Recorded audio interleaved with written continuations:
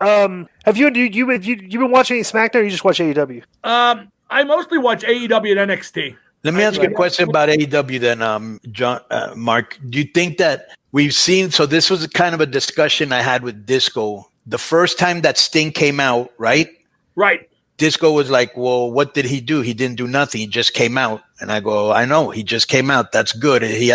We haven't seen him in a long time. He's Sting and he just came out. Let's see what happens next week, right? Me and Disco both agreed it would have been better that he went in and whooped everybody's with the bat. But I said maybe it'll happen the second week. So the second week he comes out and again he says and actually does absolutely nothing. Then the third time he comes out and he basically did nothing again. What do you think of that? Well, Sting's 61, and he got hurt pretty good in WWE that last run. Right. Yeah. So I don't think he can do very much, can he? I don't even think he can have a match.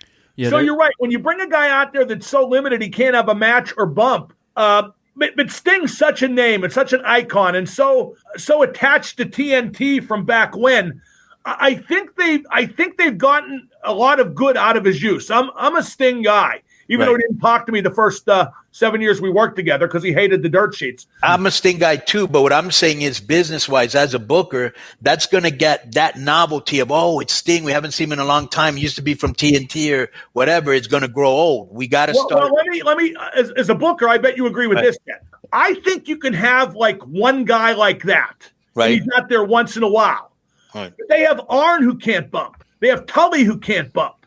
They have Jake who can't bump. Taz. They just have all these guys out there who can't bump. So, and I'm a big fan of all those guys. See, that's the problem with AEW. The minute you're critical of anything, even in a minute sense, they descend like vultures. Not the promotion, but their fans, and just rip you to shreds. Right. But my message to them is this. Right. Well, we all come from the same school. You know, you mean we don't give a like. You know, if you're going to put something out, it's going to be critiqued by us or somebody else. You can't silence the world. Not everybody's going to share your vision. Well, right, but the AEW fans are vicious. They're in a class by themselves in that regard. And I got to be honest, I don't think the promotion's done anything to quell that. Not that it would benefit them to do so. Right. But maybe they should. Maybe it's just the right thing to do. Right. From a company that likes to do the right thing. Right. Yeah. Yeah.